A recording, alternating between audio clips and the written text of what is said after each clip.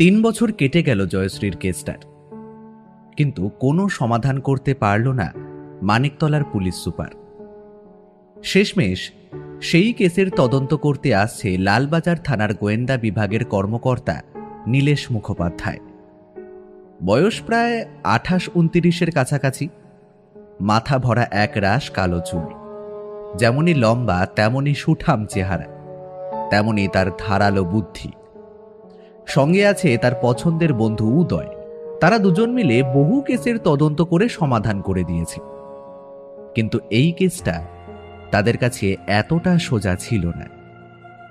এই কেসের কাহিনী যেমন জটিল, তেমনি রহস্য খুব গভীর।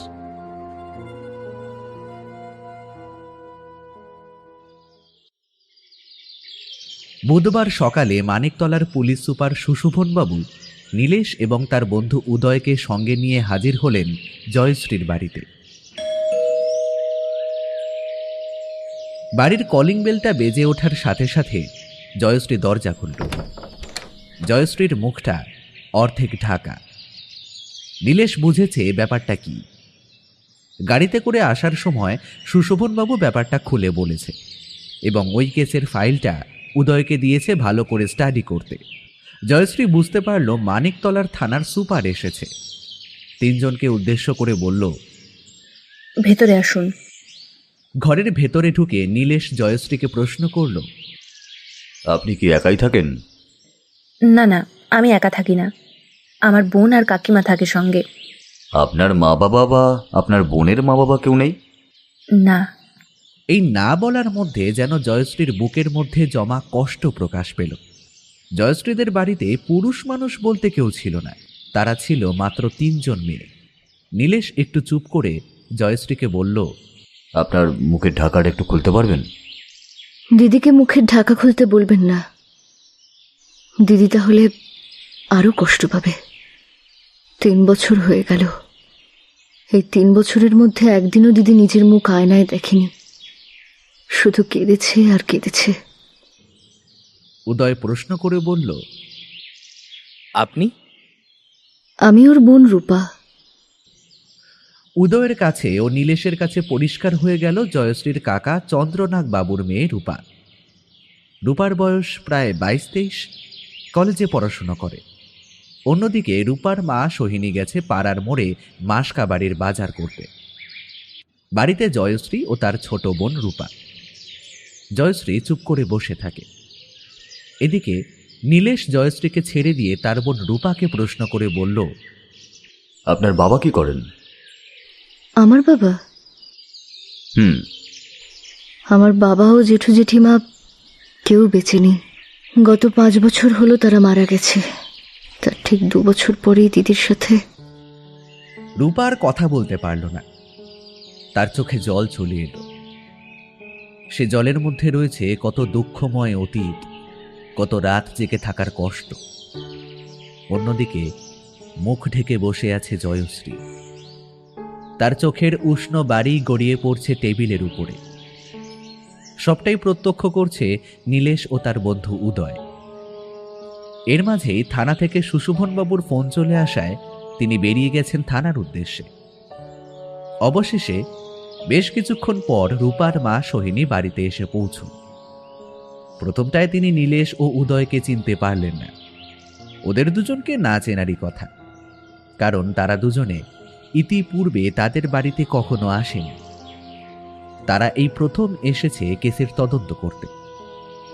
এদিকে ঘরে চা চিনি কিছুই ছিল না, তাই এতক্ষণ জয়শ্রী ও রূপা তাদেরকে চা খাওয়ার কথাও বলেনি।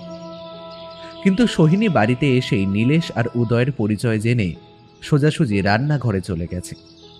বেশ কিছুক্ষণের মধ্যেই ফুটন্ত জলে চা চিনি দুধ দিয়ে প্রাণযোগ্য আরামদায়ক চায়ের কাপ নিয়ে উপস্থিত হলো। দুজনের হাতেই চায়ের কাপ দিল। নিজেও এক কাপ নিয়ে বসলো চেয়ারে। চায়ে চুমুক দিতে দিতে পূর্বের আলোচনায় ফিরে গেল নীলেশ এবং উদয়। নীলেশ সোহিনীকে বলল, আচ্ছা, আপনারা এ বাড়িতে 3 জন থাকেন, আপনাদের ভয় করে না? ভয় তো করে, তবুও এক প্রকার ওই ভয়কে বুকে নিয়েই বেঁচে আছি। হঠাৎ দুজনের কথার মাঝে উদয় বলল, ভয়কে বুকে নিয়ে এ কথার মানে? এই 3 বছর ধরে কেস চলছে কোর্টে, কোনো সমাধান হয়নি। এবার হয়ে যাবে। এই কেসের তদন্তের ভার যখন নীলেশের হাতে পড়েছে, তখন আর আপনাদের ভাবতে হবে না। শুধু সঠিক প্রশ্নের জবাব সঠিকভাবে দিলেই অনেকটা এগিয়ে যাওয়া যাবে। তবে এইসব ঘটনা কখন, কোথায়, কিভাবে হলো তা আমাকে খুলে বলুন প্রথম থেকে, তবেই আমরা দ্রুত সমাধান করতে পারবো। সোহিনী বলতে শুরু করেছে সেদিন রাতের পুঙ্খানুপুঙ্খ ঘটনা। অন্যদিকে নীলেশ তার পার্সোনাল নোটবুকটা ব্যাগ থেকে বের করে হাতের কাছে খুলে রেখেছে। সামান্য কোনো ইশারা বা ইঙ্গিত বুঝতে পারলেই তা সে তার নোটবুকে লিপিবদ্ধ করে রাখবে। প্রতিদিনের মতো সেদিনও রাতে ও টিউশন পড়িয়ে বাড়ি ফিরছিল জয়শ্রী। তখন ঘড়িতে ওই 8টা, 8:30 বাজবে মনে হয়। হঠাৎ রবিদা হাঁপাতে হাঁপাতে ছুটে এসে আমাকে বললেন, জয়শ্রীর মুখটা পুড়ে গেছে। উদয় সোহিনীকে বলল, এই রবিবাবুকে? রবিদা এ পাড়াতে বহুদিন ধরেই আছেন। একটা সময় ছিল যখন রূপার বাবার সাথে খুব বন্ধুত্বের সম্পর্ক ছিল। যখন রূপার বাবা বেঁচে ছিল তখন প্রতিদিন সন্ধ্যায় উনি আমাদের বাড়ি আসতেন দাবার খেলার জন্য।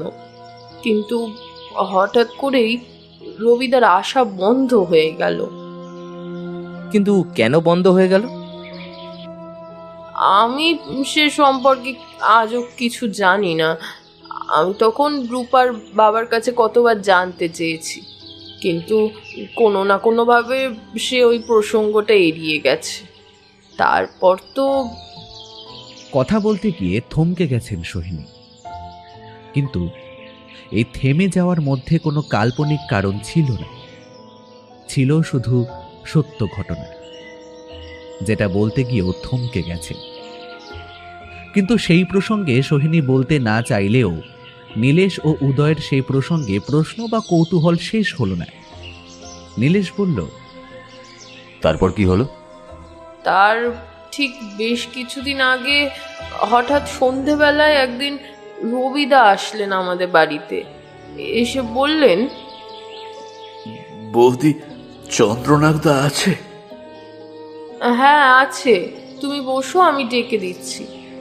কিন্তু রবিদা, তুমি এখন আর আমাদের বাড়িতে আসো না কেন? কি করে বলি সে কথা? চন্দ্রনাগদা তোমায় কিছু বলেনি? না, তবে তুমি বসো, আমি ডেকে দিচ্ছি। আমি রবিদাকে বসিয়ে রেখে ঘরে গেলাম।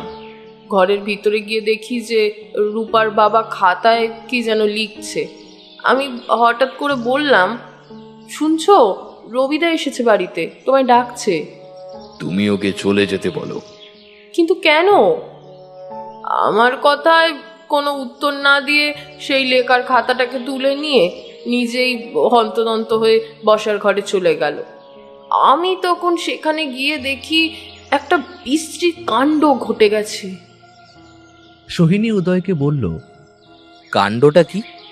পুনরায় সোহিনী আবারও বলতে শুরু করল, আমি দেখি যে রবিদা রূপার বাবার পায়ে ধরে ক্ষমা চাইছেন, কিন্তু তখনও পা ধরে ক্ষমা চাওয়ার কারণটা কি আমি বুঝতে পারলাম না। রবিদা চলে যাওয়ার পর আমি যখন জানতে চাইলাম বিষয়টা, তখন বলল, রবি সেদিন বলেছিল ওর ছেলে তানিশের আমাদের জয়শ্রীকে খুব পছন্দ, তাই ওর ছেলে তানিশের সাথে জয়শ্রীর বিয়ে দিতে চায়। সে কি কথা? আমি তখন রীতিমতো থম মেরে গেছি রূপার বাবার কথা শুনে। আচ্ছা, তানিশের বয়স কত ছিল তখন? কত হবে আর, ওই 25-26 বছর। উদয় আরও একটি প্রশ্ন করতে যাচ্ছিল সোহিনীকে। তার মাঝে উদয়কে থামিয়ে দিয়ে নীলেশ বলল, রবিবাবুর ছেলে তানিশ কিসের কাজ করত আর কোথায় বা থাকতো? এমন সময় সোহিনী নীলেশের কথার জবাব দিতে যাচ্ছে, এমনই উদয় বিড়বিড় করতে করতে বলে উঠল, নিশ্চয়ই বাড়িতে। উদয়ের সেই কথার জবাব শুনে সোহিনী বলল, না না, তানিশ থাকতো দিল্লিতে। সেখানেই তানিশের একটা সোনার দোকান ছিল, আর সেখানে কর্মচারী দিয়ে কাজ করাতো। বাড়ির সেভাবে আমাদের কারোরই মত ছিল না, বিশেষ করে জয়শ্রী তো নয়। কিন্তু জয়শ্রীর বাবা একদিন সন্ধ্যায় ফোন করে রূপার বাবাকে বলল, দাদা, আমি 1 সপ্তাহ বাদে বাড়ি ফিরছি, আর ওখানে গিয়ে জয়শ্রীর বিয়ে নিয়ে কথা বলবো। জয়শ্রীর বিয়ে? কার সাথে? কোথায়? কেন, ওই রবিদার ছেলের সাথে? রূপার বাবার মত ছিল না। আমিও আলাদাভাবে জয়শ্রীকে জিজ্ঞাসা করলে ও যে তানিশকে বিয়ে করতে চায় না সে কথা আমায় স্পষ্টভাবে বলে।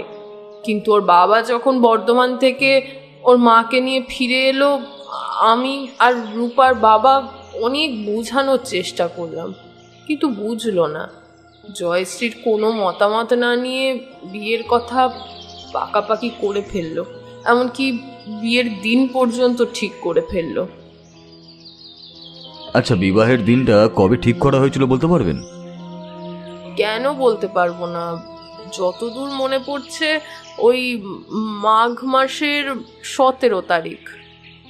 আর জয়শ্রীর বাবা মা কোন মাসে বর্ধমান থেকে ফিরেছিলেন? মাঘ মাসের প্রথম দিকে। এক প্রকার আমাদের মতামতের কোনো ধার না ধরে বিবাহের দিনক্ষণ সব ঠিক হয়েছিল মাঘ মাসেই।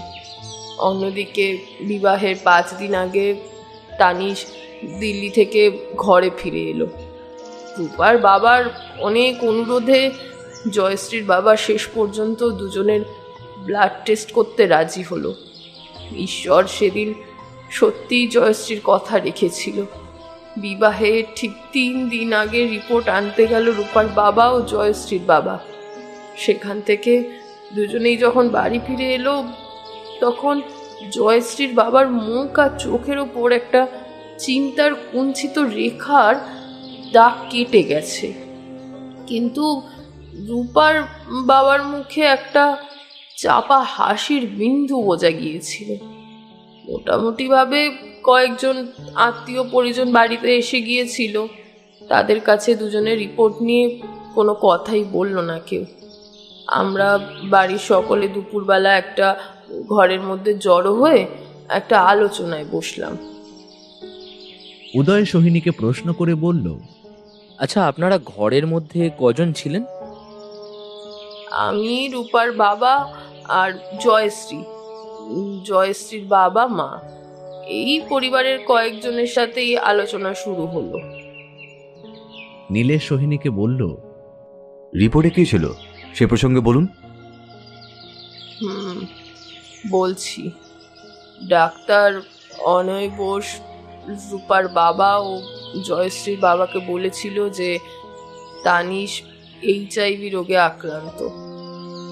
অর্থাৎ তানিশ HIV পজিটিভ, আর অন্যদিকে জয়শ্রী HIV নেগেটিভ। এইসবের মধ্যেও জয়শ্রীর বাবা তানিশের সাথে বিয়ে দিতে চেয়েছিল। এক প্রকার জোর করেই আমি আর রূপার বাবা এই বিয়ে বন্ধ করে দিই। আচ্ছা, ডাক্তার বোস এখন কোথায় থাকেন জানেন কি? আর আমার যতদূর মনে হয় রবিবাবুদের বাড়িতেও নিশ্চয়ই আর একটা কপির রিপোর্ট গেছিল। সম্ভবত রিপোর্টের আর একটা কপি রবিদাসের বাড়িতে গিয়ে পৌঁছেছিল। তাদের কাছ থেকে কোনো উত্তরই আসেনি। প্রথম কথা আমরাই তুলেছিলাম যে এই বিয়ে কোনোভাবেই সম্ভব নয়, অন্তত নিজেদের প্রাণ থাকতে তো নয়। আর কেউ কখনো সব জেনে শুনেও কি জলে ঝাঁপ দেয় বলুন তো নীলেশবাবু? না, কিন্তু নীলেশ কিন্তু বলেই থেমে গেল। সোহিনী তারপরে বলল, তারপর মাঘ মাস কেটে গেল। বাড়িতে যে কজন আত্মীয় ছিল তারাও যে যার বাড়ি চলে গিয়েছিল। ফাল্গুন মাসের একদিন সকালে পাড়ার মধ্যে একটা হইচই পড়ে গেল। উদয় সোহিনীকে বলল, কিসের হইচই? আর বলবেন না, ওই দিন রবিদার ছেলে তানিশ আত্মহত্যা করেছিল। তা কিভাবে করেছিল? বিষ খেয়ে মারা গিয়েছিল। আপনারা কি কেউ দেখতে গিয়েছিলেন তাকে সেদিন? রূপার বাবা, জয়শ্রীর বাবা গিয়েছিল। রূপার বাবা ফিরে এসে আমাকে বলেছিল, তানিশ জয়শ্রীকে সত্যি খুব ভালোবাসতো। তার ভাগ্যের পরিহাস কখন কি হয় আর কেই বা বলতে পারে আগে থাকতে। যদিও কেউ পারে, তার ভবিষ্যৎ গণনা ভুলও হতে পারে, আবার ঠিকও হতে পারে। অন্যদিকে জয়শ্রীর বাবা মা একসাথে বর্ধমান যাওয়ার উদ্দেশ্যে রাতের বেলা বেরিয়ে গেল নিজেদের গাড়িতে। হঠাৎ ভোরের দিকে খবর এলো জয়শ্রীর মা ও বাবা যে গাড়িতে ছিল সেই গাড়ির সাথে একটা ট্রাকের ধাক্কা লেগেছে, তাও আবার গাড়ির নিয়ন্ত্রণ হারিয়ে। সে ঘটনা পেপারেও বেরিয়েছিল, বর্তমান সংবাদপত্রে। রূপার বাবা খোঁজ নিয়ে গিয়ে জানতে পারলো জয়শ্রীর মা বাবা এবং গাড়ির চালক কেউই আর বেঁচে নেই। তারপর হঠাৎ একদিন রূপার বাবাও মারা গেল। নীলেশ সোহিনীকে বলল, আচ্ছা, চন্দ্রনাথ বাবু কিভাবে মারা গেলেন? হাসপাতালে ভর্তি করার পর ডাক্তার বলেছিল যে রূপার বাবার বিষক্রিয়ার ফলে মৃত্যু হয়েছে, কিন্তু তার শরীরে কিভাবে বিষ গেল সেটা আমরা কেউই জানি না, এমনকি ডাক্তারেরাও জানে না। শুধু কয়েকদিন ধরে লক্ষ্য করছিলাম যে রাতের বেলা বমি করছে, কয়েকবার আবার কখনো পেটেরও যন্ত্রণা হচ্ছিল, আবার ঠিকও হয়ে যায়। ডাক্তার দেখানোর কথা বললে আমাকে বলতো প্রচুর গরম তো, ওই জন্যই হচ্ছে, দিন কয়েকের মধ্যেই ঠিক হয়ে যাবে। কিন্তু ঠিক কয়েকদিনের মধ্যেই একদিন রাতে দাবা খেলে ফিরেছে তুলসীবাবুর বাড়ি থেকে। তারপর বাড়িতে এসে বাড়ির খাবারও খেয়েছে, তারপরেই ওই রকম কাণ্ড ঘটে গেল। আচ্ছা, আর এই তুলসী বাবুটাই বা কে? একজন আয়ুর্বেদিক ডাক্তার, এই পাড়াতেই থাকতো। গত বছর হলো এই পাড়া ছেড়ে চলে গেছে। কোথায় থাকেন এখন? তা তো জানি না। আচ্ছা, তবে বেশ। আচ্ছা, 1 মিনিট, আমার একটা ফোন এসেছে।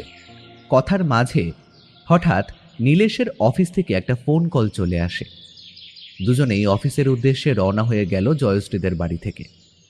যাওয়ার আগে উদয় বলল, আজ আসি, তবে আপনারা সাবধানে থাকবেন, কেসের তদন্ত করতে সাহায্য করবেন, কেমন?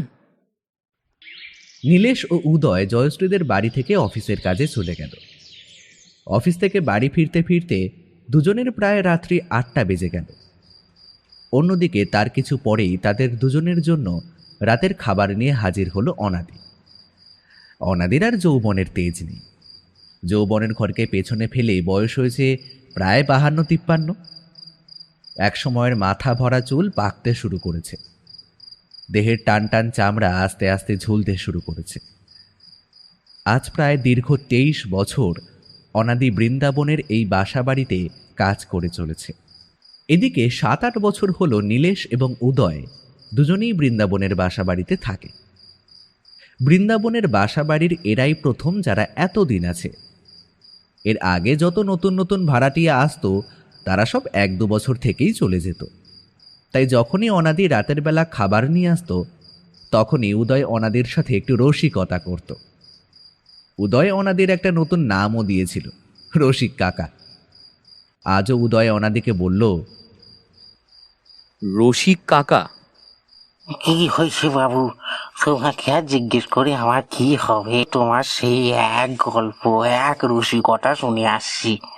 এখানে নাকি বৃন্দাবনের স্ত্রী ঝড় বৃষ্টি হলেই ঘুরতে বেরোয়, তাও নাকি তুমি নিজের চোখে দেখেছ। সে বৃন্দাবনে গলা টেপে সিন্ধুক থেকে টাকা বের করে নিচ্ছে, এসব গল্প। দেখলে রসিক কাকা, কেমন মনের মধ্যে একটা হাসির উজন খেলে গেল। ওই জন্যই বলি, তোমার মন ও শরীর যদি তাজা রাখতে চাও তবে একটু প্রাণ খুলে হাসো। নীলেশ অনাদি ও উদয়ের কথায় একটু হাসল, কিন্তু তা বোঝা গেল না। দুজনের খাওয়া দাওয়া শেষ, হাত মুখ ধুয়ে উদয় বিছানায় গেল। শরীরটা এবার একটু বিশ্রাম চাইছে। কিন্তু নীলেশের হাতে অনাদি দিয়ে গেল সেদিনের খবরের কাগজ। লোকে খবরের কাগজ পড়ে সকালবেলা, কিন্তু নীলেশ পড়ে রাতের বেলা। রাতে খবরের কাগজ পড়ে যদি বিশেষ কিছু পায় তবে সেটা নিয়ে কাটাকাটি করে পরের দিন সকালবেলা চায়ের টেবিলে। খবরের কাগজ আর নিজের মোবাইল ফোনটা নিয়ে নিত্যদিনের মতো সেদিনও তার বিশেষ ঘরে ঢুকল। সেই ঘরটা তার কাছে এই জন্যই বিশেষ, যেখানে সে একা একা খবরের কাগজের প্রতিটা পাতা নিখুঁত করে পড়তে পারে, এবং সেই ঘরে রয়েছে বিশ্বের বিভিন্ন গোয়েন্দা গল্পের বই ও অনেকগুলি প্রাচীন মূর্তির ভাঙা গোটা কয়েকটা অংশ। সে ঘরের জানালার উপর রয়েছে মিশর থেকে আনা ছোট্ট রকম ক্যাকটাসের গাছ, যেটা উপহার দিয়েছিল মিশরের প্রাইস প্রেসিডেন্ট বারেক ফুলিয়াস। নীলেশ খবরের কাগজের পাতায় চোখ বুলাতে বুলাতে তার টেবিলের উপর থাকা ফোনটা বেজে উঠল হঠাৎ করে।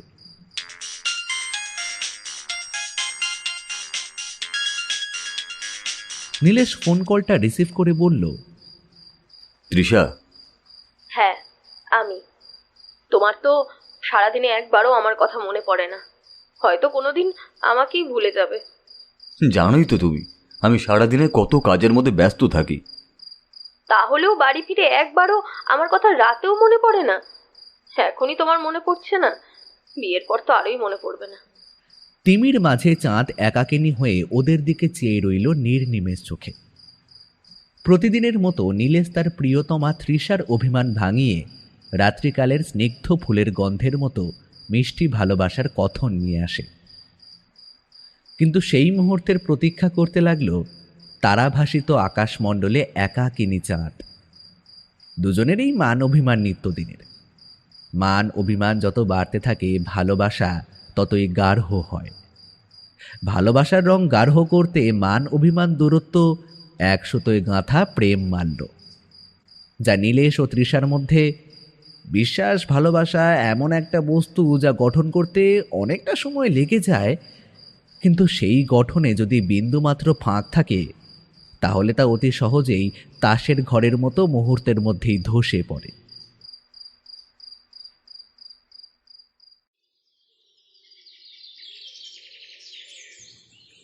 পরের দিন সকালে চা খাবার টেবিলে বসেছে নীলেশ।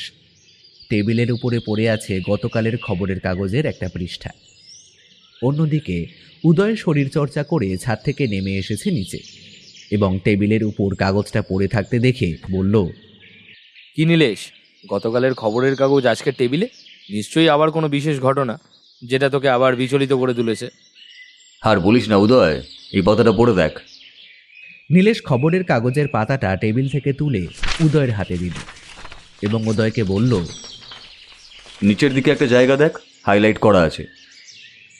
উদয়ের দৃষ্টি গিয়ে পড়ল হাইলাইট করা ঘেরা বৃত্তাকার জায়গাটির মধ্যে, যে জায়গাটা নীলেশ ইতিপূর্বে পড়ে হাইলাইট করে রেখেছে। একটু জোর গলায় উদয় পড়তে শুরু করেছে। বিষক্রিয়ার ফলে মৃত্যু হয়েছে মনীষ পাঠকের। গত 2 দিন আগে ভর্তি হয়েছিল SSKM হাসপাতালে। আচ্ছা, কিন্তু তার শরীরে কিভাবে বিষ প্রবেশ করেছে তা হাসপাতালের ডাক্তাররা অনুসন্ধান করতে পারেনি। আচ্ছা, তাই এই কেসে তদন্তের ভার লালবাজার থানার গোয়েন্দা বিভাগের হাতে তুলে দেওয়া হবে, এরকমই সিদ্ধান্ত নিয়েছে হাসপাতাল কর্তৃপক্ষ থেকে। এমনই সূত্র মারফত খবর। খবরখানা উদয় পড়ে নীলেশকে বলল, এখনো একটা কেসে তদন্ত করতে পারলাম না, আবার একটা কেস? আরে উদয়, এটাই তো আমাদের জীবন, তাড়াতাড়ি বেরিয়ে পড়তে হবে।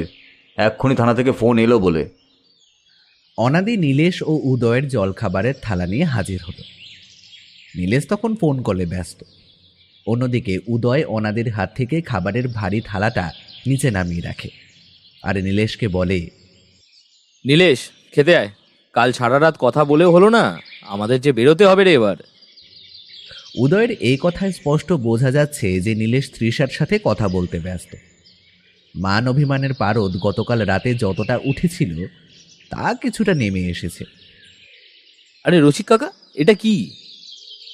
আজকে স্পেশাল আইটেম, এইকে খেয়ে দেখো দেখি।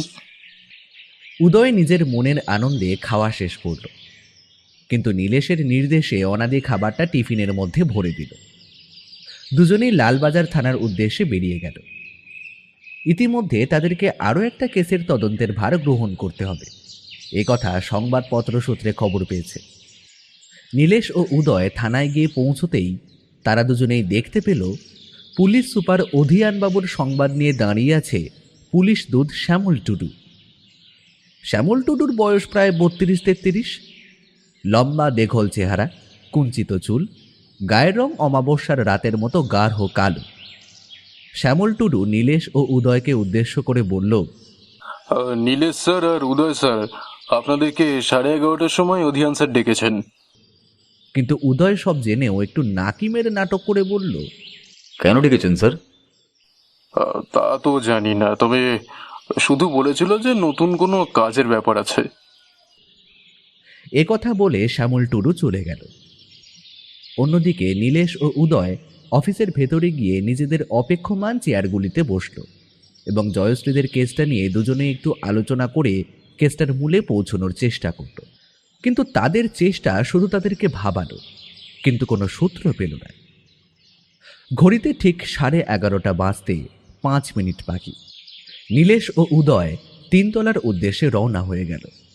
সেখানে রয়েছে লালবাজার থানার সুপার অধিয়ানবাবু। সুঠাম চেহারা, বয়স 38-39। গত 3 বছর হলো সে লালবাজার গোয়েন্দা বিভাগের দায়িত্ব পেয়েছে। তার আগে রাজ্যের বিভিন্ন জেলার ওসির দায়িত্ব পালন করেছে। নীলেশ ও উদয় অধিয়ানবাবুর অনুমতি নিয়ে ঘরের ভেতরে ঢুকেছে। ঘরের মধ্যে ঢুকতেই একটা কেসের ফাইল রেডি করে টেবিলের উপর সাজিয়ে রেখেছে অধিয়ানবাবুর সেক্রেটারি চন্দনবাবু।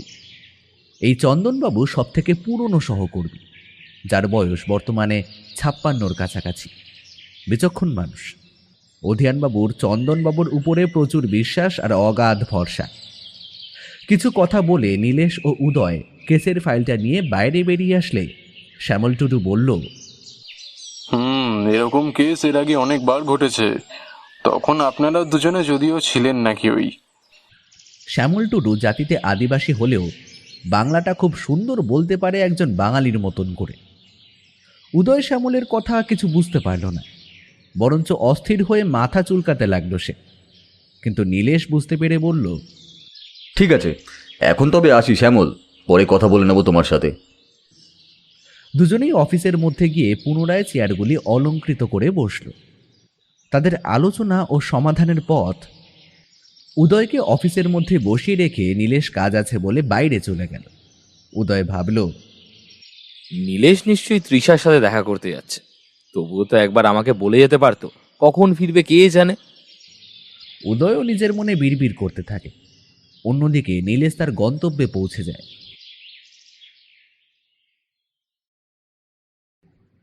মাঝে 2 দিন 2 রাত কেটে যাওয়ার পরে নীলেশ ও উদয় পরের দিন সকাল 11টার দিকে জয়শ্রীদের বাড়িতে গিয়ে হাজির হলো। রূপার মা সোহিনী বলল, আপনারা বসুন। হ্যাঁ হ্যাঁ বসছি, তবে 1 গ্লাস জল পাওয়া গেলে খুব ভালো হতো।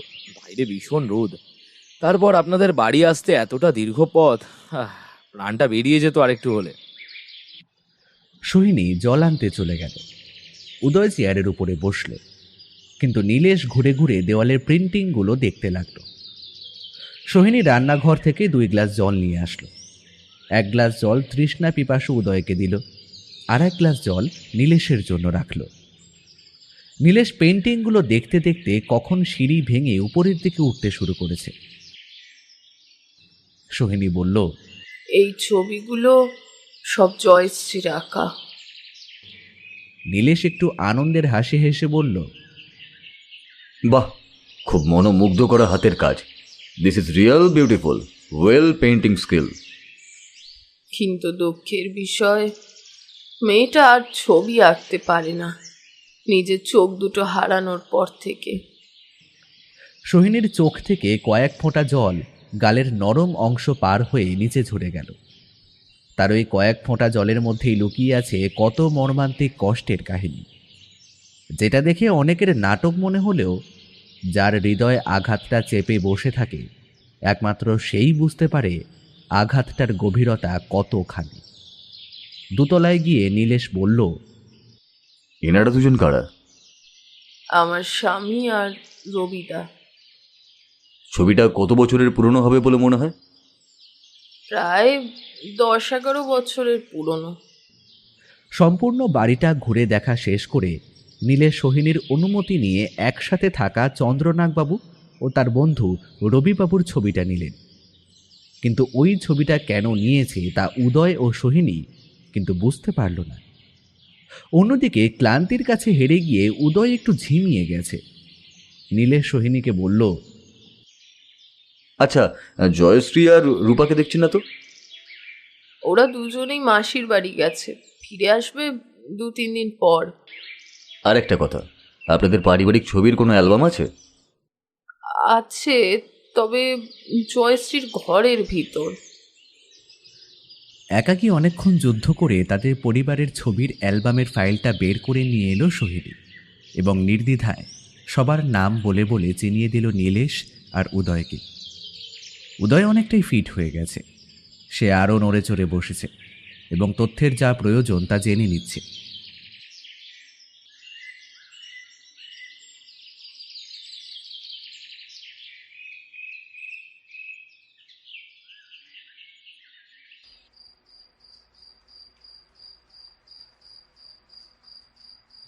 সন্ধ্যায় বাসায় ফিরেছে দুজনেই। দুজনের প্রচণ্ড গরম সন্ধ্যা নামার সাথে সাথে হালকা ঠান্ডায় বদলে গিয়েছে। নীলেশ উদয়কে বলল, উদয়, আকাশের দিকে তাকিয়ে দেখ, এই বুঝি বৃষ্টি নামবে বলে মনে হয়। আচ্ছা, সে নয়, হবে যখন হোক। আচ্ছা, আগে রসিক কাকাকে একবার ডাক, আমার গলার স্বর ধীরে ধীরে কমে আসছে। একটু লেবু জল খাই, তারপর সব কথা না হয় বলবো। নীলেশ খবর দেওয়ার সাথে সাথে অনাদি তড়িঘড়ি করে লেবু জল করে নিয়ে এলো উদয়ের ঘরে। উদয় সেই জল খেয়ে বেশ আরাম পেল এবং বেশ কিছুক্ষণের মধ্যেই চোখের পাতা এদেশ থেকে অন্য দেশের উদ্দেশ্যে পাড়ি দিল। অন্যদিকে রাতের বেলা আর খাওয়ার জন্য উদয়কে ডাকল না অনাদি, খাবার দিয়ে চলে গেছে। কিন্তু সে খাবার যেমন ঢাকা দেওয়া তেমন হয়েই রয়ে গেল। নীলেশ কিছু না খেয়ে ব্যাগ থেকে অ্যালবামটা নিয়ে বিশেষ ঘরের মধ্যে প্রবেশ করল। নীলেশের একটা অভ্যেস ছিল, যখন নীলেশ গভীরভাবে ভাবনা চিন্তা করত তখন সে তার মুখের মধ্যে একটা করে লবঙ্গ রাখত। তার মন যেমন স্থির থাকত আর বুদ্ধি তেমনই বাধাবিহীন গতিতে তড়িতের মতন করে ছুটত।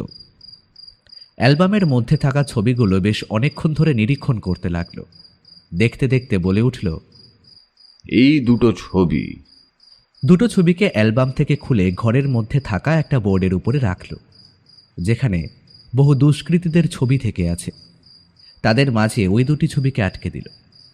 প্রত্যক্ষভাবে অ্যালবামটা সরিয়ে রেখে সেদিনের সংবাদপত্র নিয়ে বসল।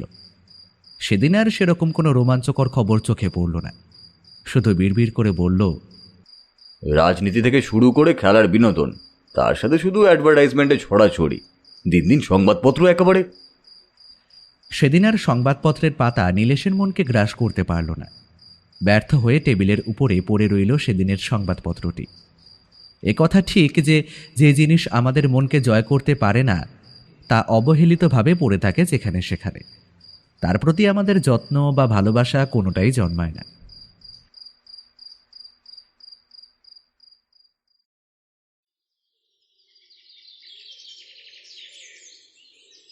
পরদিন সকাল হতেই নীলেশের ফোনটা বেজে উঠল।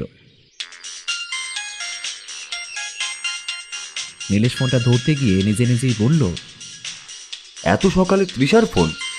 কাল ফোন করা হয়নি, তাই হয়তো এত সকালে ফোন করছে। নীলেশ ফোনটা ধরে নিজের কানে দিতেই শুনতে পায় একটা কান্নার শব্দ। নীলেশ বুঝতে পারে সেটা তৃষার কান্নার শব্দ। নীলেশ জানতে চেয়ে বলে, তোমার কি হলো? বাবাকে আজ ভোরে হাসপাতালে ভর্তি করতে হয়েছে। কি হয়েছিল? আর বলো না, ভোরবেলা হঠাৎ করে বমি, পেটে ব্যথা, মাথার যন্ত্রণা শুরু হয়েছিল। পাশের গলির রহমানকে ডেকে গাড়িতে করে হাসপাতালে নিয়ে এসেছি। ডাক্তার কি বলছেন এখন? তুমি এসো, আসলে বলবো। আচ্ছা আচ্ছা, আমি এক্ষুনি যাচ্ছি। এই বলে নীলেশ ফোনটা রেখে দিয়ে তাড়াতাড়ি করে বেরিয়ে গেল হাসপাতালের উদ্দেশ্যে।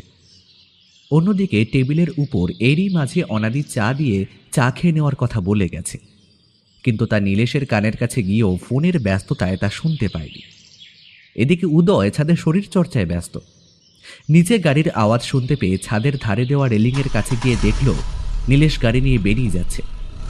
কিন্তু কেন যাচ্ছে আর কোথায় বা যাচ্ছে, এর বিন্দু বিসর্গ উদয় কিছুই বুঝতে পারছিল না। ছাদ থেকে নেমে এসে উদয় প্রথম অনাদিকে ডেকে বলল, রসিক কাকা, নীলেশ কোথায় বেরোলো, তোমায় কিছু কি বলে গেছে নাকি? কই না তো, আমাকে তো কিছু বললো না। আমি গেটের কাছেই দাঁড়িয়ে গাছে জল দিচ্ছিলাম, তবে মুখে হাসপাতাল হাসপাতাল করছিল বটে।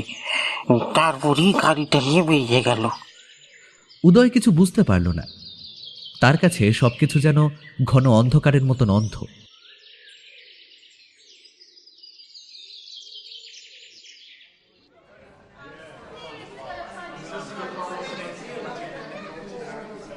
নীলেশ হাসপাতালে গিয়ে হাজির হল। সে দেখতে পেল তৃষা আর তার মা পরমা মাথা নিচু করে গালে হাত দিয়ে বসে আছে।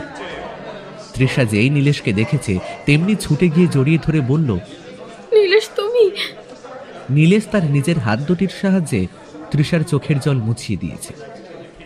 চিন্তান্বিত তৃষার মা পরমাকে বলল, কাকিমা, এখন কাকু কেমন আছেন? পরমার চোখ মুখ শুকিয়ে গেছে ওইটুকু সময়ের মধ্যে। সে বিহবলভাবে নীলেশের মুখের দিকে কিছুক্ষণ হাঁ করে তাকিয়ে থেকে বলল, নীলেশ, ডাক্তার এখনো ওটির ভেতরে। জানি না কি যে লিখেছেন ঈশ্বর আমাদের ভাগ্যে। তিনজনেই সংবাদের আশায় ওটির বাইরে অপেক্ষা করতে লাগল। আর ওটির মাথার উপর লাল আলোটা একভাবে জ্বলে চলল।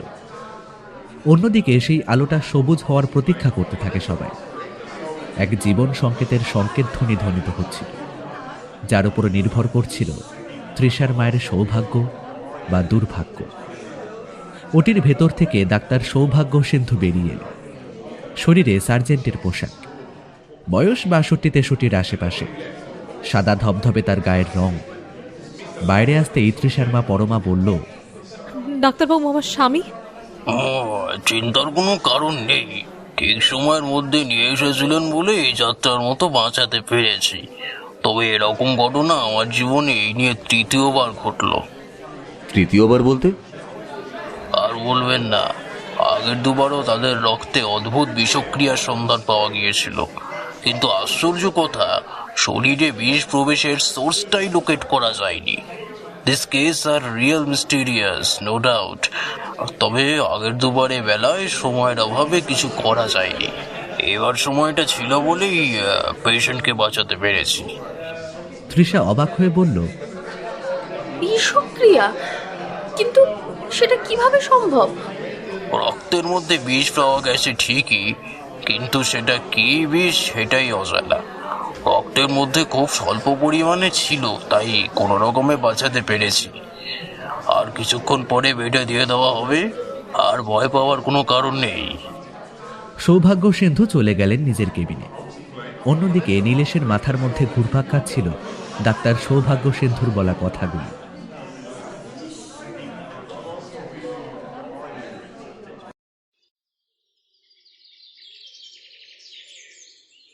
এক সপ্তাহ কেটে গেছে। তৃষার বাবা বিনোদ বিহারী বাবুকে হাসপাতাল থেকে ছেড়ে দিয়েছে। সে আগের থেকে এখন অনেকটাই সুস্থ, কিন্তু তার শরীরের উপর দিয়ে যে একটা ঝড় বয়ে গেছে তা তার শুকনো মুখ আর জীর্ণ শরীর দেখে স্পষ্ট বোঝা যাচ্ছিল।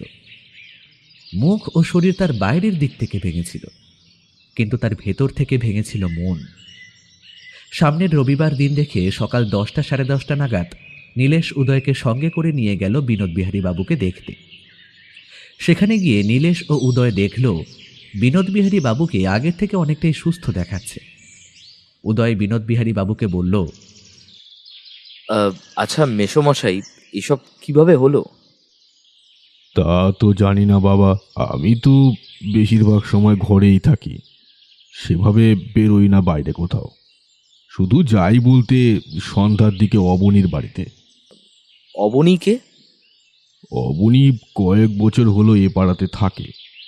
বয়স ধরো আমার মতোই 55-র কাছাকাছি। নীলেশ একটু ভ্রুকুচকে বলল, আচ্ছা কাকু, উনি কি করেন? সেরকম কিছু না, তবে সারাদিন ঘরে বসে বসে নানা রকম গাছের পাতার নির্যাস দিয়ে ওষুধ জাতীয় তরল পাচন তৈরি করে। ওই শখের কবিরাজ আর কি। সেদিনও সেখানেই গিয়েছিলাম। তারপর এই সব কি থেকে যে কি হয়ে গেল। নীলেশ তৃষাকে একটু আড়ালে ডেকে নিয়ে গেল, বলল, এই তৃষা, আমাকে একটু অবনীবাবুর বাড়িতে নিয়ে যেতে পারবে? তুমি আবার সেখানে যাবে কেন? সেখানকার পরিবেশটা দেখতে যাব। ও, তবে চলো। তৃষা, নীলেশ আর উদয়কে সঙ্গে নিয়ে চলে গেল অবনীবাবুর বাড়ি। বাড়ির কাছে গিয়ে দেখল অবাক করা দৃশ্য। তখন প্রায় দুপুর। অবনীবাবু তার বাড়ির সামনের উঠোনে দাঁড়িয়ে ওই চড়া রোদের মধ্যে রক্তকরবী ফুল পাড়ছে একটা লাঠির সাহায্যে। হঠাৎ অবনীবাবু ওদের তিনজনকে দেখতে পেয়ে ফুল পাড়া থামিয়ে দিল। অবনীবাবু বললেন, আরে তৃষা, হ্যাঁ কাকা, তুমি এত বেলায় ফুল পাড়ছো? আর বলো না, এত বেলা হয়ে গেল এখনো ঠাকুরের পুজোই হয়নি। তবে সঙ্গে এরা কারা চিনতে পারছি না তো। তৃষা ওদের দুজনের পরিচয় দিতে যাবে, ঠিক সেই সময় তাড়াতাড়ি নীলেশ তৃষার হাতটা চেপে ধরল আর নিজের মুখে বলল, আমরা ওর বন্ধু হই। আচ্ছা আচ্ছা, সেসব নয়, ঠিক আছে। এখন বলো, তোমার বাবা কেমন আছে? বাবা আগের থেকে ভালো আছে কাকা। অবনীবাবু বিনোদবিহারী বাবুর ভালো থাকার খবরটা জেনে নিয়ে রক্তকরবী ফুল ভরা ঝুড়িটা নিয়ে ঘরের ভেতরে ঢুকল। কিন্তু নীলেশ সেই সুযোগে চটপট করে ঘরের আশপাশটা দক্ষ চোখে ঘুরে দেখে নিল। ঘরের ভেতর থেকে বেরিয়ে এসে অবনীবাবু বললেন, আরে আরে তৃষা, দাঁড়িয়ে কেন এখনো? তোমাকে কি বসার কথা আবার এখন নতুন করে বলতে হবে মা? এটা তুমি তোমার নিজের বাড়ি মনে করো না বুঝি? তৃষা একটু লজ্জা লজ্জা গলায় বলল, না না কাকা, তা ঠিক নয়, আমি এসেছি একটা দরকারে। আচ্ছা বলো। বাবা বলছিল। থাক থাক, আর বলতে হবে না। অবনীবাবু তৃষার পুরো কথাটা না শুনেই ঘরের ভেতরে চলে গেলেন। অন্যদিকে উদয় নীলেশকে বলল, উনি কিছু না শুনেই শুধু শুধু ওভাবে ঘরের মধ্যে চলে গেলেন কেন? ধৈর্য ধরো বন্ধু, সব পরিষ্কার হয়ে যাবে এক্ষুনি। নিজেদের মধ্যে ওরা ফিসফিস করে কথা বলছিল। ঘরের ভেতর থেকে বেরিয়ে এলেন অবনীবাবু। তার হাতের ভাঁজে দুটি পান। তৃষার হাতে সেই পান দুটি দিয়ে বলল, বাবাকে দিও, সে আমার বাগানের পান খেতে খুবই ভালোবাসে। এখানে আড্ডা দিতে এসেছি, অথচ এমন কোনো দিন হয়নি যেদিন উনি পান না খেয়ে গেছেন। ওরা তিনজন সেখান থেকে চলে এলো। তৃষার কাছ থেকে পান দুটোকে নীলেশ নিজের সঙ্গে নিয়ে গেল। পানগুলো তার বাবা বিনোদবিহারী বাবুকে না দিয়ে কেন নিয়ে গেল সে কথা তৃষাকে কিছুই বলল না। তৃষার মনে প্রশ্ন এলো, কিন্তু উত্তর এলো না। সঠিক সময়ে সঠিক উত্তর পাওয়া যায়, শুধু ধৈর্য ধরে সঠিক সময়ের জন্য সবুর করতে জানা যায়। সে কথা ভেবেই নিজের কৌতূহলযুক্ত প্রশ্নকে চেপে রাখল তৃষা।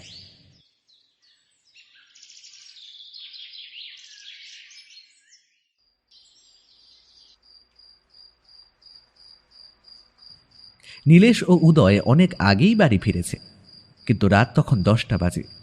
এই উদয়, তুই কাল সকালে 8টা-9টা নাগাদ ওই করুণা বইয়ের দিকে চলে যাস তো। কেন? এই দুটো পান নিয়ে যা সঙ্গে করে, ফরেন্সিকে টেস্ট করতে হবে। হয়তো সব রহস্যের সমাধান সূত্র এর মধ্যেই আছে। এর মধ্যে? তুই ঘুমিয়ে পড়, সময় হলে আমি সবই বলবো, তবে তা ক্রমশই প্রকাশ্য। এই বলে নীলেশ উঠে পড়ল, এসে ঢুকল সেই বিশেষ ঘরে। অভ্যেস মতো হাতে আনন্দবাজার নিয়ে জমিয়ে বসল নীলেশ। সেই ক্যাকটাস গাছটাও বেড়েছে কিছুটা, সেও পাল্লা দিয়ে নীলেশের সাথে রাত যাচ্ছে।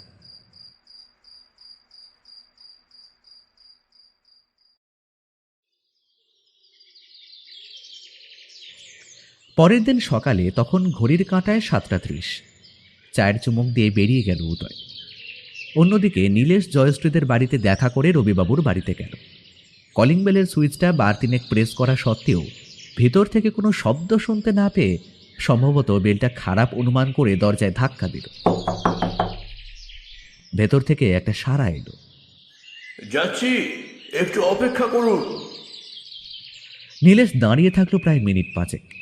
তারপর দরজা খুলল রবিবাবু। বেশ সুন্দর চেহারা, চোখের তারাগুলি অপলকে ঘুরে চলেছে, ঠোঁটের কোণে লুকিয়ে আছে একটা হাসি। নীলেশ মনে মনে 2.5 করল, তবু মুখে সেটা বোঝা গেল না। রবিবাবুর বাড়ি কিনা তা জানতে চেয়ে বলল, আচ্ছা, এটা কি রবিবাবুর বাড়ি? হ্যাঁ, আমি রবিবাবু। বলুন, আর আপনি? আমি একটু আপনার সাথে কথা বলতে চাই। ও আচ্ছা, বেশ, আসুন, ভেতরে আসুন। ঘরের ভেতরে গিয়ে বসল নীলেশ। সবিশেষভাবে নিজের পরিচয় দিতেই সব শুনে রবিবাবুর চোখ মুখ কেমন যেন ফ্যাকাশে হয়ে গেল মুহূর্তে। শরীর ও মনের ওপর দিয়ে ভয়ের একটা দোলাচল খেলে গেল। সেটা নীলেশ লক্ষ্য করল। নিজের মনের ভাব সামলে নেওয়ার চেষ্টা করে রবিবাবু নীলেশকে চা অফার করল।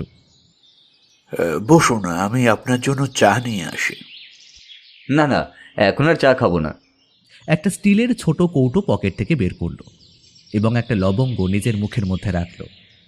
সেটা লক্ষ্য করলেন রবিবাবু। তার মুখের ওপর যে ভয়ের ছায়া ফুটে উঠেছিল তা এক নিমেষের মধ্যেই মিলিয়ে গেল। একটু স্বস্তির হাসি হেসে নীলেশকে বললেন, আচ্ছা, আপনি লবঙ্গ খান? আমার নেশা বলতে এটাই বলা চলে। আপনার নেশাটা বেশ অবাক করলো আমাকে। আচ্ছা, আপনার বাড়িটা একটু ঘুরে দেখতে পারি? আমার বাড়ি? হ্যাঁ, কেন ভয় পাচ্ছেন? না না, ভয় কিসের? ভয় পাচ্ছি না। দেখুন না, আসুন আসুন। এই বলে রবিবাবু নীলেশকে নিয়ে বাড়ির উপর নিচ ঘুরিয়ে দেখাচ্ছে। বেশ পুরনো বাড়ি আপনাদের, দারুণ। হ্যাঁ, আমার ঠাকুরদার সময়কার। আপনি খুব ভালো দাবা খেলেন, তাই না? যাকে বলে পাক্কা খেলোয়াড়। রূপার বাবাও একসময় মনে হয় খেলতে আসতো এখানে, তাই তো? নীলেশ যেই ওই কথাটা বলেছে অমনি রবিবাবুর মুখে একটা চাপা রাগের আভাস ফুটে উঠল, কিন্তু তা বাইরে প্রকাশ পেল না। আচ্ছা, এই ঘরটা তালা দেওয়া কেন? এটা পুরনো ঘর, বন্ধই থাকে, সেরকম কিছু নেই। চলে আসুন। এই জোর করে চলে আসুন কথাটা নীলেশের মনে বেশ সন্দেহের জন্ম নিল। নীলেশ বলল, এই ঘরে চাবিটা নিয়ে আসুন। চাবিটা এখন নিয়ে আসবো কিভাবে? সে চাবি তো থাকে চাকর নকুলের কাছে। তাকেই নিয়ে আসতে বলুন। সে তো বাড়িতে নেই, গাঁয়ে গেছে আজ সকালেই। ঠিক আছে, তাহলে আমি তালাটা ভাঙতে বাধ্য হলাম। রবিবাবু কিছু মনে করবেন না। তালাটা ভেঙেই ঘরে ঢুকল নীলেশ। ঘরটা পরিষ্কার পরিচ্ছন্নভাবে সাজানো গোছানো। দেওয়ালে একাধিক ছবি ঝোলানো রয়েছে। ছবিগুলো দেখতে লাগলো এবং একটা ছবি হাতে নিয়ে বলল, প্রথম জন তো চন্দ্রনাথ বাবু, মাঝে আপনি, আর এই শেষের ব্যক্তিটিকে?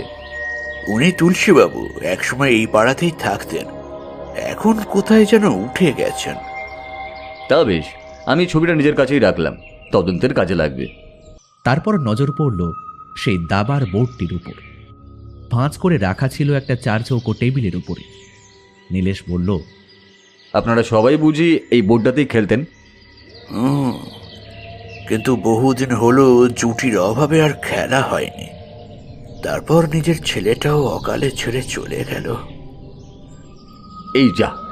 নীলেশের পকেট থেকে তার লবঙ্গের কৌটোটা যেন কিভাবে পড়ে গেল। কাছে দাঁড়িয়ে থাকা রবিবাবু সেটা মেঝে থেকে তুলে দিলেন। রবিবাবু বললেন, শনিবার আসুন না সন্ধ্যায়, একটু বসে একসাথে দাবা খেলা যাবে। হ্যাঁ হ্যাঁ, আসবো। আমার বন্ধু উদয়, সে 3-3বার সরকারের পক্ষ থেকে পুরস্কার পেয়েছে দাবা খেলায়। সে একজন চৌখোস দাবাড়ু, তাকেও সেদিনকে নিয়ে আসবো সঙ্গে। এই বলে নীলেশ চলে গেল। বাড়িতে ফিরে অবাক হয়ে গেল নীলেশ। উদয়কে একটু সরিয়ে নিয়ে গিয়ে বলল, উদয়, এসব কি? হ্যাঁ, আর বলিস না, ফরেন্সিক ল্যাব থেকে রিপোর্ট হাতে নিয়ে বেরিয়েছি। দেখি জনা কয়েকজন লোক মিলে ওনাকে তাড়া করে আসছে। আমিও পেছনে ছুট লাগালাম, কিন্তু শেষ রক্ষা করতে পারলাম না। বাম হাতের কবজির ঠিক ওপরে ছুরি দিয়ে আঘাত করেছে। লোকটার ডাকনাম হচ্ছে নকুল। ও থাকতো শহরে, তারপর গ্রামে বাড়ি যাবে বলে বেরিয়েছিল, কিন্তু পেছনে লোক লাগে মারবে বলে। আচ্ছা চল তবে ওর কাছেই যাই। ইতিমধ্যে নীলেশ রবিবাবুর বাড়ি থেকে আনা ফটোগ্রাফটা ব্যাগ থেকে বার করে রেখেছে টেবিলে। ছবিটা নকুল দেখতে পেয়েই ভয়ে জড়সড় হয়ে গেল, আর এক দৃষ্টিতে ছবির দিকে চেয়ে রইল, চোখের মনি স্থির। ব্যাপারটা লক্ষ্য করে উদয় বলল, ভয় পাচ্ছেন কেন? ও ও ওকে কি আপনি চেনেন? ওই যে মাঝে। হ্যাঁ, মাঝে? উদয় কিছুই বুঝতে পারল না। সে জানতই নয় এই ছবির রহস্য। নীলেশ বলল, আপনি কি চেনেন? হ্যাঁ হ্যাঁ, চিনি। আমি তো ওনার বাড়িতেই কাজ করতাম। ও তো রবি বসু, মানিকতলায় ওনার বাড়ি। ভয়ঙ্কর মানুষ, মানুষ নয়, একটা পশু। পশু? কেন? ওই যে ছবিটা দেখছেন, প্রথমজন চন্দ্রনাগ বাবু, ও পাড়াতেই থাকতো এক সময়, খুব ভালো বন্ধু ছিল আমার বাবুর। কিন্তু থেমে গেলেন কেন, বলুন। আপনি এই ছবিটা কোথায় পেলেন বাবু, যদি বলেন। নীলেশ পূর্বের কথা খুলে বলল নকুলকে। অন্যদিকে উদয় সব কথা বেশ মনোযোগ দিয়ে শুনল। তবে নীলেশবাবু ও উদয়বাবু, দুজনেই মন দিয়ে শুনুন। আমি বহু বছর কাজ করেছি ওই বাড়িতে। রবিবাবু মানুষটি বহুদিন ধরে অনেক অনেক লোককে মেরেছেন, এমনকি জয়শ্রী দিদির বাবা মাকেও মারিয়েছেন লোক দিয়ে। সে কি? যা বলছি সব সত্যি বাবু। ছবির বাম দিকে যে রয়েছে সে হলো তুলসী বাবু, একজন আয়ুর্বেদিক কবিরাজ। ওনারা দুজনেই মেরেছে। কিন্তু প্রশ্ন হচ্ছে কিভাবে মারলো তাদেরকে? আচ্ছা নকুল, তুমি তো অনেক বছর ধরেই ওই বাড়িতে কাজ করছো। নকুল, একটু ভেবে আমায় একটা কথা বলো তো, কখনো কি দাবা খেলতে এসে ও বাড়িতে চন্দ্রনাথ বাবু কিছু খেয়েছেন? এই চা, জল খাবার বা ওই ধরনের কিছু? আগে বাবু, কখনো তো সেভাবে কিছু খেতে দেখিনি। দেখো নি না? আচ্ছা, এমন কোনো ব্যাপার কি কখনো তোমার চোখে পড়েনি যেটা অদ্ভুত, একটু অন্য ধরনের, সেরকম কিছু? তেমন তো কিছু নয়। ওনারা রোজই আসতেন, খেলতেন, আবার খেলা শেষ হলে যে যার মতো চলে যেতেন। কিন্তু একদিন তেনারা আসবার আগে সন্ধ্যায় আমার বাবু একটা কাঁচের বাটি করে কি যেন একরকম জল জিনিস নিয়ে ওই দাবার ঘটিগুলোয় ঘষে ঘষে মাখাচ্ছিলেন। আমি দরজার বাইরে থেকে দেখে ফেলেছিলাম। পরে একবার জিজ্ঞাসা করেছিলাম, আমাকে বলেছিল ওটা এক ধরনের তেল, যা দাবার গুটিতে মাখালে চকচক করে। তুই ওসব বুঝবি না, কাজে যা। সেটা যে কি তা আমি এতদিনেও বুঝলাম না। আচ্ছা, এই একসাথে খেলতে বসতো তিনজনে। সেদিনও রাতের বেলা খেলা শেষে ওই বাবুরা বাড়ি চলে গেলেন। তারপর শুনলাম যে চন্দ্রনাগ বাবু নাকি মারা গেছেন। সে নয় ঠিক আছে, কিন্তু আজ তোমায় মারবার জন্য যে তারা করছিল, তারা কারা, আর কেনই বা তোমাকে মারতে চাইছিল? সব ওই অমানুষটির কাজ। চন্দ্রনাগ বাবু ও জয়শ্রী দিদির কেসটা নিয়ে তদন্ত শুরু হয়েছিল। যেই শুনেছে সেই নিজের জাল বিছানোর কাজ শুরু করেছে। কিন্তু আমি এসবের মধ্যে থাকবো না, এই পরিষ্কারভাবে বলে দিয়েছিলাম। আর জয়শ্রী দিদির সুন্দর মুখটা ওই লোকটাই নষ্ট করেছে লোক লাগিয়ে। আমি বলেছিলাম পুলিশকে সব কথা বলে দেব, যেমন পারি সাহায্য করব আমি, যাতে না আর অন্য কাউকে ওই পশুটার শিকার হতে হয়। সেই নিয়েই বউয়ের সাথে কথা বলেছিলাম ভোরে। সেটাই দেখে নাই ওই অমানুষটা। আমি কিছু টাকা আর আমার ব্যাগটা নিয়ে বাইরে বেরিয়ে পড়ি পিছনে দরজা দিয়ে, তো পরে হাই পায়নি। ঠিক পিছনে লোক লাগিয়ে দিয়েছে শয়তানটা। আজ উদয়বাবু ছিল বলে শেষ রক্ষাটা হয়েছে। আমাকে কাল সকালে একটু এই স্টেশনে দিয়ে আসবেন আপনারা? কেন? আমি গ্রামে চলে যাব। ওরা যদি খুঁজে পায় আমাকে মেরে দেবে বাবু। তুমি এখানেই থাকো, কোনো ভয় নেই তোমার। আর তোমার থেকে আমাদের এখনো অনেক কাজই বাকি আছে, এখনই চলে গেলে হবে না।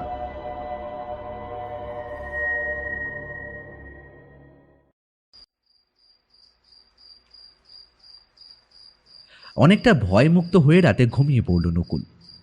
উদয়কে ঘরে ডাকল নীলেশ, সমস্ত কথা খুলে বলল। এছাড়াও রবিবাবুর বাড়ি থেকে আনা দাবার 3-4টে ঘুঁটি বের করে একটা পকেটে ভরে উদয়ের হাতে দিয়ে বলল, শোন, এগুলো কাল একবার দিয়ে আসিস, এটারও ফরেন্সিক টেস্টের খুব প্রয়োজন। আর একটা কথা, সামনে শনিবার আমরা রবিবাবুর বাড়ি যাচ্ছি। আর তুই, মানে আমার বন্ধু, শুধু উদয় নোস, তুই হলি একজন খ্যাতনামা দাবারু, সরকারি পুরস্কারপ্রাপ্ত খেলোয়াড়। যাতা কথা নয় কিন্তু। হ্যাঁ, তুলছিস তোল, কিন্তু একটু দেখে শুনে বাবা। বেশি ওপর থেকে পড়লে চোটটাও তো বেশি লাগবে, তাই না? যাই হোক, পাক্কা সেজে যেতে হবে আমাদের, আর মোক্ষম চালে মাত দিতে হবে। নাম ডোবাস না কিন্তু। তুই সব কিছু একাই ঠিক করে রেখেছিস, তাই না? আরে না না, ঠিক আর হলো কই, এখনো অনেক কসরত বাকি আছে। সবে পুকুরে জাল ফেলেছি, আস্তে আস্তে চুনোপুটি শেষে রাঘব বোয়াল এসে ঘাই মারবে, আর তখনই খুব সাবধানে জালটা গুটিয়ে নিতে হবে, টেনে তুলতে হবে ডাঙায়, তবেই না সব ঠিক হবে। সে যা হয় নয় হবে। আচ্ছা, এই ল্যাব থেকে আনা রিপোর্টটা কোথায়? সে কথা আমি ভুলেই গেছিলাম এত কিছুর মধ্যে। উদয় ঘরে গেল রিপোর্টটা আনতে। এদিকে নীলেশ অপেক্ষা করে বসেছিল। কিছু পরেই উদয় নীলেশের হাতে রিপোর্টটা তুলে দিয়ে ঘরে চলে গেল। সারাদিনের ক্লান্তি আর তাকে দাঁড়িয়ে থাকতে দিল না। অন্যদিকে খামের ভেতর থেকে আসল রিপোর্টের কপিটা বের করে সেটা দেখে নীলেশের চোখ কপালে ওঠার মতো অবস্থা।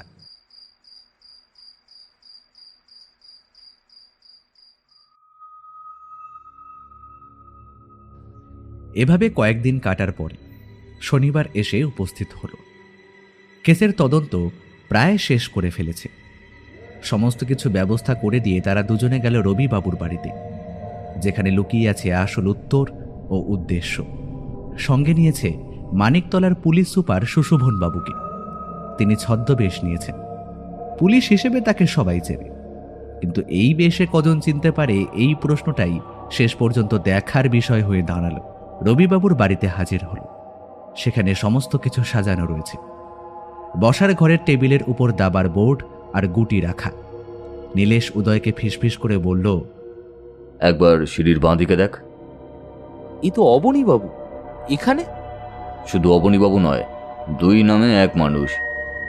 নীলেশ ও উদয়কে আকস্মিকভাবে দেখতে পেয়ে বেশ হতভম্ব হয়ে গেলেন অবনী ওরফে তুলসীবাবু। উদয় বলল, আরে অবনীবাবু। রবিবাবু বলল, আরে আপনি চেনেন এনাকে? হ্যাঁ, ওনার নাম অবনী, পেশায় একজন আয়ুর্বেদিক চিকিৎসক, বাগবাজারে উত্তর দিকে থাকেন। আলাপ পর্ব শেষ হল। শুরু হলো দাবা খেলা। দাবা খেলার সময় উদয় হাতে সার্জিক্যাল গ্লাভস পরে নিয়েছে। তখন রবিবাবু বললেন, এটা পড়লেন যে হাতে? আর বলবেন না, হাতে গ্লাভস পরে খেলাই ভালো। সে একবার আমরা দুজনে রোমে গিয়েছিলাম, সেখানে দাবা খেলার প্রতিযোগিতায়। খালি হাতে খেলছিলাম, কিছুক্ষণের মধ্যেই একদান দিয়েছি, অমনি হাত আঙুল চুলকোতে শুরু করলো, আর আমাকে খেলা ছেড়ে পিছু হতে আসতে হয়। তারপর ডাক্তার দেখাই, তার নির্দেশেই এই হেন সিদ্ধান্ত। সেই দাবার গুটিতে কিছু মাখানো ছিল। উদয়ের কথা শুনে রবিবাবুর মুখটা শুকনো হয়ে গেল। রুক্ষ গলায় বললেন, না না, এখানে কিছু নেই। ঠিক যেন চোরের মন বোঁচকার দিকে এইরকমই অবস্থা রবিবাবুর। ঘড়ির দিকে তাকিয়ে সুশোভনবাবু উৎসাহ দেয় উদয়কে। অন্যদিকে নীলেশ চারপাশে তার তীক্ষ্ণ নজরদারি চালিয়ে রাখে। এদিকে রবিবাবু তার ঘরে আবার একটা নতুন চাকর ঢুকিয়েছে। তার নাম ধনু। যেমন তার নাম তেমনই তার চেহারা। ধনুকের মতো পেটের অর্ধেক অংশ ভেতরে ঢুকে গেছে, কৃষ্ণকায় রং, উপর পাটির ক্ষয়মান সাদা দাঁতগুলো বেরিয়ে আছে সবসময় বাইরের দিকে। রবিবাবু বললেন, ধনু, অতিথিদের জন্য একটু চা বিস্কুট নিয়ে আয়। জি বাবু। কিছুক্ষণের মধ্যেই ধনু চা বিস্কুট আর লবঙ্গ নিয়ে হাজির হল। লিজিয়ে বাবু। আচ্ছা, চা বিস্কুট না হয় ঠিক আছে রবিবাবু, কিন্তু লবঙ্গ? আপনার তো আবার নেশা আছে, তাও আবার লবঙ্গের। তাই ধনুকে দিয়ে সকালে মনোপুর হাট থেকে আনিয়ে রেখেছি। ওখানে খুব সুন্দর লবঙ্গ পাওয়া যায়, অসাধারণ গন্ধ। খেয়ে দেখুন না। দেখছি। রবিবাবুর চোখ চায়ের কাপ আর নীলেশের হাতে থাকা লবঙ্গর দিকে। অন্যদিকে উদয় চায়ের কাপটা হাতের সাহায্যে ঠোঁটের কাছে নিয়ে গেছে। সে সময় দৌড়ে এসে নকুল বলে উঠল, বাবু! বলে চায়ের কাপটা ফেলে দিয়েছে। রবিবাবু আচমকা তাকে দেখে বেশ চমকে যায়, তবু সামলে নিয়ে জোর গলায় বলেন, নকুল তুই? হ্যাঁ আমি। আপনার সমস্ত ষড়যন্ত্র ধরে ফেলেছি। আপনারা তিনজনের কেউই পালাবার চেষ্টা করবেন না। বাইরে এমনিও পুলিশদের ঘেরাই আছে, পালিয়ে লাভও হবে না। এদিকে সুশোভনবাবু তার নকল দাড়ি ও গোঁফ এবং মাথায় থাকা পাগড়িটা খুলে ফেললেন। ধনু ছুটে এসে পা ধরল নীলেশে। बाबूजी, ओ बाबूजी, हम कुछ भी नहीं जानता, हम तो यहाँ। কি যে হলো ধনু কিছুই বুঝতে পারল না, কিন্তু ভয়ে সে গুটিয়ে গেল। অন্যদিকে নীলেশ অবনীবাবুকে বলল, সেদিন পানের মধ্যে কি দেওয়া ছিল? হ্যাঁ, কিছুই তো ছিল না ওতে। আপনি এখনো মিথ্যে বলছেন, তার প্রমাণ এই রিপোর্ট। সেই পানের মধ্যে বিষ পাওয়া গেছে। উদয় একটু উগ্র গলায় বলল, যেন আপনি কিছুই জানেন না। নাটকের মঞ্চে অভিনয় করলেও শেষ দৃশ্যের শেষ অঙ্কটা আমরাই লিখব। আপনি খুবই বিচক্ষণ ও মস্তিষ্কবান মানুষ। বাজারে পাওয়া যায় এমন কোনো বিষ নয়, একেবারে রক্তকরবীর বিষ, যেটা মানুষের শরীরে যাচ্ছে অথচ সেই মানুষটা বুঝতেই পারছে না। সুশোভন বাবু, এদেরকে নিয়ে যান, আর সমস্ত তথ্য প্রমাণ আমি কোর্টে পাঠিয়ে দেব। সুশোভন বাবুর গাড়িতে চাপল নীলেশ, উদয় আর নকুল। সুশোভন বাবু বলল, কিন্তু একটা জিনিসই বুঝতে পারলাম না নীলেশ। কি বলুন? জয়শ্রীর মুখে অ্যাসিডটা কে মারল? ওই রবিবাবুই সব কিছুর মূলে। উনি নাটের গুরু। ওনার ছেলের সাথে জয়শ্রীর বিয়ে দিতে চেয়েছিলেন, কিন্তু এইচআইভিতে আক্রান্ত ছিল তানিশ। তাই জয়শ্রীর কাকা চন্দ্রনাথ বাবু এবং তার স্ত্রী সোহিনী বিয়েতে মত দেননি। অন্যদিকে সেই দুঃখে আত্মহত্যা করে রবিবাবুর ছেলে তানিশ। সেই জন্যই রবিবাবুর এত প্রতিশোধ নেওয়ার ইচ্ছা। তুই এত সব জানলি কি করে? আমাকে তো এসবের কিছুই বলিসনি। আর এখানে নকুল আসবে সে কথাও তো বলিসনি। আমরা দুজনে সুশোভন বাবুর গাড়িতে চাপবো এমন সময় তোকে আমি বললাম না যে লবঙ্গের কৌটোটা রয়ে গেছে ঘরে? এই বলে ঘরে গেলাম যখন, তখন সব ঠিক করে বুঝিয়েই দিয়েছিলাম। আর ও ছাড়া কেউ জানতো না বাড়ির পিছনের দিকের দরজাটা। আর আমি সেদিন পুরো বাড়ি ঘুরে দেখলেও বাড়ির পিছনের দরজাটা দেখা হয়নি। আজকের দাবার গুটিতেও রক্তকরবীর সাদা রসটা লাগানো ছিল প্রচুর পরিমাণে। খেলতে খেলতে যদি আনমনে ওই হাত একবার মুখে দিয়ে ফেলতিস তাহলে আর। আচ্ছা নীলেশ, সে না হয় ঠিক আছে, কিন্তু চন্দ্রনাথ বাবুর মৃত্যু হলো কিভাবে? সেটাও একটা দারুণ কৌশল, বুঝলি? চন্দ্রনাথ বাবুর একটা বদ অভ্যাস ছিল। তিনি সারাক্ষণ মুখে আঙুল দিয়ে দাঁতে নখ কাটতেন। এই কথাটা আমি সোহিনী দেবীর কাছে কথা প্রসঙ্গে এক ফাঁকে শুনেছিলাম। ওনাদের বাড়ির দোতলায়, তুই তখন নিচে, তাই জানিস না। কিন্তু সেটা এরা শুধু জানতেন তাই নয়, বেশ ভালো করেই জানতেন। আর তাই সেই জানাটাকেই এরা কাজে লাগালেন প্রতিশোধের জন্য। সেটা কি করে বুঝলি? একদিন জয়শ্রীদের বাড়িতে যাই আর একসাথে দুজনের ছবি দেখতে পাই। প্রথমজন রবিবাবু আর দ্বিতীয়জন চন্দ্রনাথ বাবু। সেখানে দেখি ছবির মধ্যেও চন্দ্রনাথ বাবুর নখ খোটরাতে। শুধু তাই নয়, সেদিনও যে রবিবাবুর বাড়ি থেকে একটা ছবি নিয়ে এলাম, সেখানেও একই অবস্থা। দুটো ছবির বৈশিষ্ট্য দেখে মনে মনে নিশ্চিত হলাম। এমনকি আজকেও আমাদের চায় এবং লবঙ্গতে ওই বিষ মেশানো ছিল। আর আমি লবঙ্গ খাই বলেই আমার চালটা ছেলেছিলাম আগের দিন। আর আমি নিশ্চিতভাবে জানতাম ও আমার ফাঁদে পা দেবেই। আর দাবার ঘুঁটিতে বিষ, সেটা? প্রশ্ন ছুড়লেন সুশোভন বাবু। সেদিন সারা বাড়ি ঘুরে দেখতে দেখতে দোতলার একটা দরজায় তালা দেখি। সেটা ভেঙেই ভিতরে ঢুকে যায় এবং ওই ছবিটা পাই। এছাড়াও কৌশলে কয়েকটা দাবার ঘুঁটিও নিয়ে এসেছিলাম সাথে করে। আজকেও যদি সেভাবে লক্ষ্য করে থাকেন তবে দেখে থাকবেন সেখানে কয়েকটা দাবার নতুন ঘুঁটি ছিল। আর আমি সেদিন যে গুটিগুলো ফরেন্সিক টেস্ট করতে পাঠাই তার রিপোর্টে মেলে রক্তকরবীর বিষ। সেই নিয়ে রাতের বেলা ফোনে কথাও বলি ডাক্তার সৌভাগ্য সিন্ধুর সাথে। তারপর আমি আমার জাল পাতা শুরু করি। কিন্তু একটাই বড় প্রশ্ন, যার উত্তর আমি খুঁজেও পাইনি। কি? মানুষ মারার এমন অভিনব পন্থা আবিষ্কার করেছেন তুলসী বা অবনী, যে নামই ডাকিস না কেন, মানুষটা কিন্তু এক। আর সেই করেছে এই বিষ সরবরাহ। কারণ গাছগাছালি, শেকড় বাকড় এইসব বিদ্যায় তিনি এখানে একমাত্র বিদ্বান ব্যক্তি। কিন্তু এক্ষেত্রে তার ওই বিদ্যাটি তিনি খাটালেন কি কারণে, কোন দায় এবং কেনই বা, তার উত্তর সত্যিই আমার জানা নেই। বুঝলাম, সত্যি তুই বুদ্ধিমান, ওই জন্যই তুই নীলেশ। কিন্তু তবে মৃত্যুই কি সব সমস্যার সমাধান? লড়াই ছাড়া জীবন হয় নাকি? যাই বল নীলেশ।